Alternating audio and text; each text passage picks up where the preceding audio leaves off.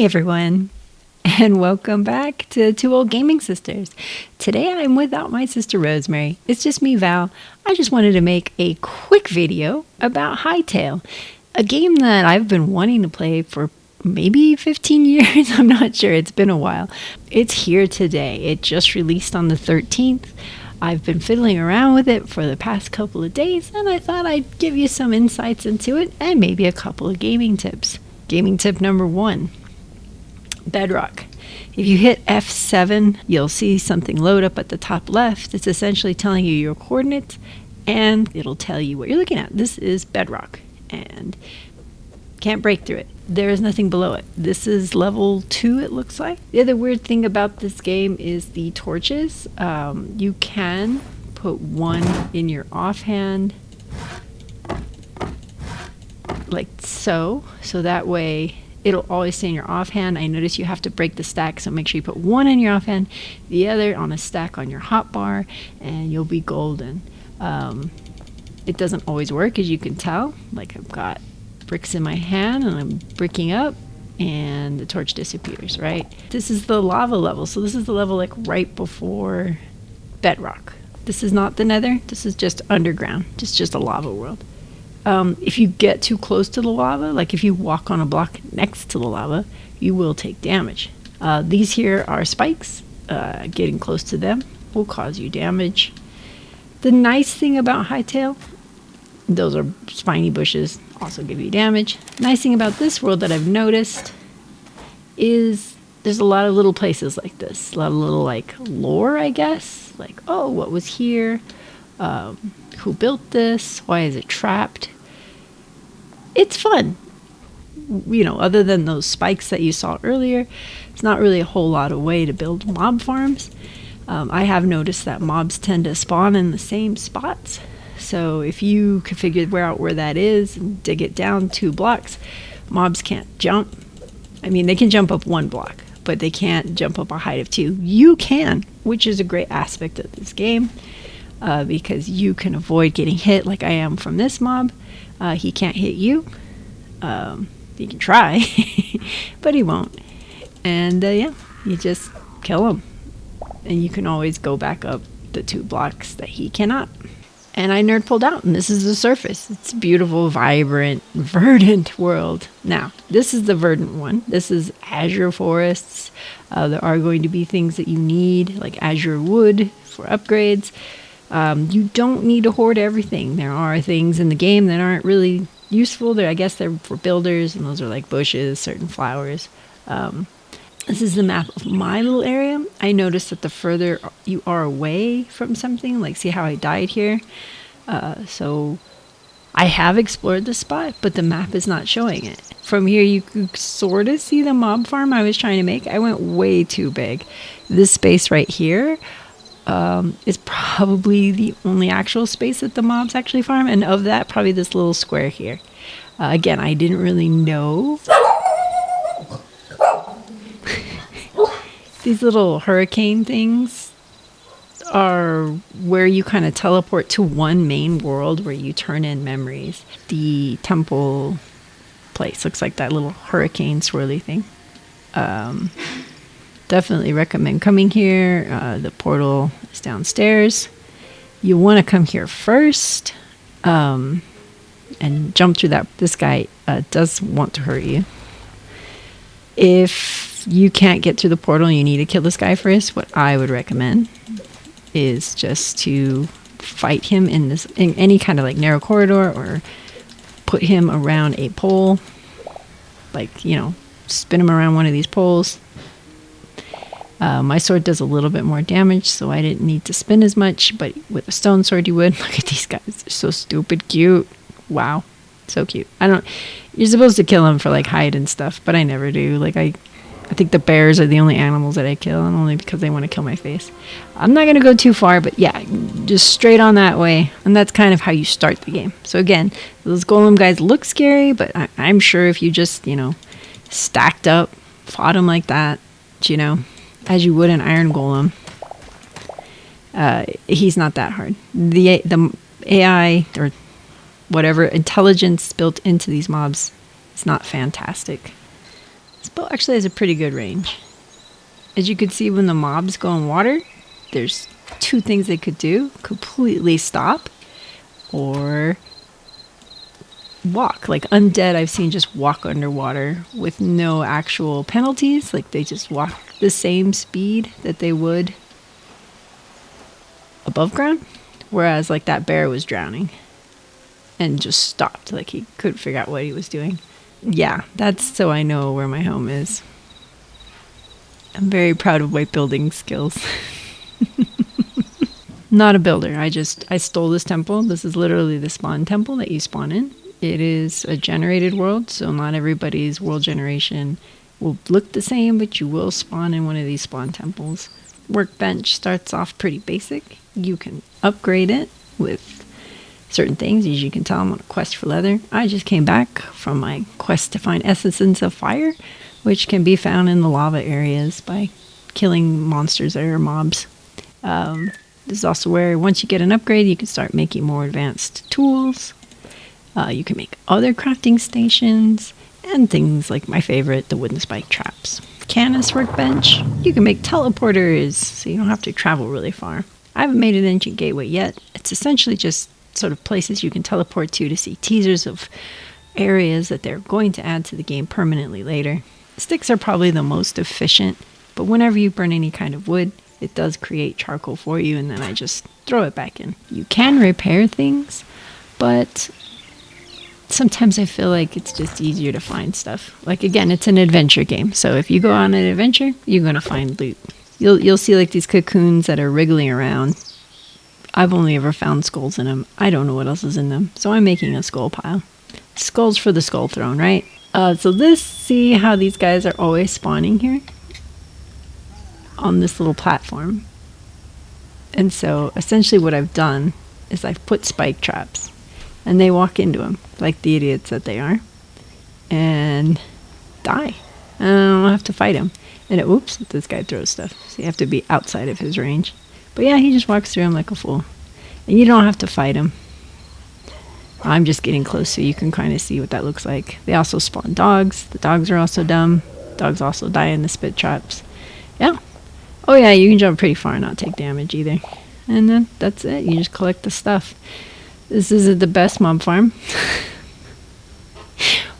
Only 3 mobs ever spawn here at a time. And they spawn like once a day. So nothing, again, not like Minecraft. You're not going to get like huge spawn rates. But, you know, it was just a kind of a thought experiment. Can I make a mob farm? Yes, you can. Is it efficient? No. There are better ones. I have found mine shafts where like skeletons and other mobs are spawning pretty much every second. That would be a good place to put spikes. In fact, the lower levels of the mine shaft have spikes already, so you can just kind of sit there and wait for all the mobs to come. It's a great place to get some leather. This is the teleporter. It's kind of interesting. When you unlock it, you can it builds 2 automatically with all the materials, so obviously that you needed. You walk through it. Just kidding. Every time you want to teleport, you kind of have to set. Oh, interesting. Manala. That's not what I called it. It was not called Monawala, and that wasn't the name. I'm wondering if it's going to warp me to my... Yeah, it does. Okay. This was called Woz. It names itself. You can retype it, but I thought Woz was funny. Steve Wozniak. This is kind of like a dungeon that you find. If you look at the map, this is where I am. This little death marker was where I realized that you don't ever want to come into a dungeon head on from the surface. So I dug under it, and I'd say you could even start digging down from around here and you'll probably find a tunnel, but I dug a straight line across to the dome and then went down. Way easier. Did take a while, but I did not die. And then eventually I got down to this lower level, decided that, I should probably put my teleport down for easier access. This place is full of thorium and cobalt. Cool. So neat. So you can pick them up. So that's kind of cool because I do need to go deeper into this dungeon. I've already explored all this. This is kind of cool. I mean, again, this is another area where mobs respawn a lot. This dungeon doesn't have a lot of spots like that, but this is one of them. And again, a lot of just lore, fun things to look at, like those statues you'll see in a lot of places. This wall was just a panel of leather. I busted it out, found the secret chest, so that was neat. If you're the type of person that likes adventuring and likes cheesing things, you will enjoy this game because the developers really thought about those types of people, or are those types of gamers. Like this whole area up here where you can sneak past all of those ugly mobs that you don't really want to fight or weren't ready to fight. Or, yeah, just sneak right on past them. And then I dug down to the other side of this altar to see what's what. And here I am. They've woken up. They're like, wait, what? How'd you get over there? Oh, he's a magic user. I don't want to deal with magic to my face right now. Now, arrows don't always hit. You kind of have to be really... Like, if I were even a little butt up against this like this, the arrow would probably run into the brick instead. But this is a chain. You can go down. I will. So once you attach yourself to chains or ropes, you have an up arrow or down arrow or W or S. So that's essentially what we're using to go up and down these. You cannot collect your arrows either, by the way. But I will be putting my... Ewas. Okay, sure. Again, it just changes all the time. Who knows why? So like doors like this, you just don't want to barge in and open them. So what I've been doing is blocking them off, and then you open them, because there could be a whole lot of nope in there. Okay, so he can hit me from that high up. So we'll just block up a little higher. There we go. And again, you just swing down. Raining death. They're kind of dumb. It takes them a while. Certain mobs are faster than others. So when you drop water, right? Like I scooped up some water from here. Boop. Yeah, like the whole block just gets displaced. It's just really weird. And the other weird thing is like water physics in this game are kind of weird. They don't actually like move objects, and they don't push mobs. It's really weird. Alright, I'm just gonna go in here. These guys aren't that terrifying, are they? I mean, I have a shield. Probably should use it. But yeah, dust water. It does stop fall damage, so splashing in water. I haven't discovered whether it has to be X number of blocks deep for it to stop damage. Oh, it's a spider. Some people hate spiders. Yeah, you keep swinging the exact wrong direction. The other thing is, mobs don't come through doors. Like, they don't know how to open doors. Oh, but he spawns a wolf. That's cute. He's like, help me, friend. So he'll spawn the wolf through the door. And he somehow died. I'm not sure how he died. I probably accidentally swiped him through the door. Another spider. Sorry if you're afraid of spiders. Once things grow, you'll see like an F. That means it's ready to pick, like this aubergine. Eggplant, depending on where you live in the world. I like aubergine. I wish we call them aubergines more.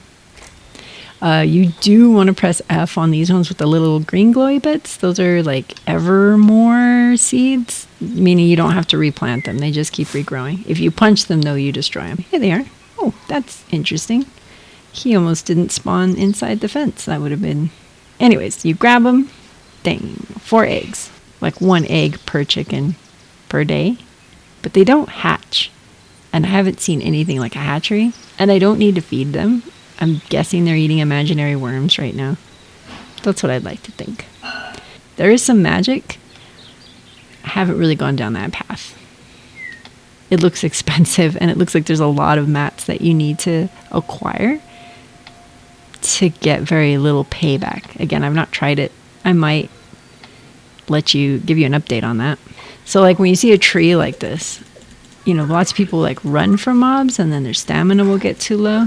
The best thing you can do, and this is harder in like the desert because there's less structures, is just kind of loop them around these. Their AI gets sort of dumb, doesn't know what to do. With daggers, your range is really short, so the odds of you actually hitting them are pretty low.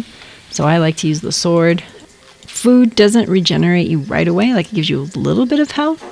Health potions will. I don't have the ability to craft health potions yet.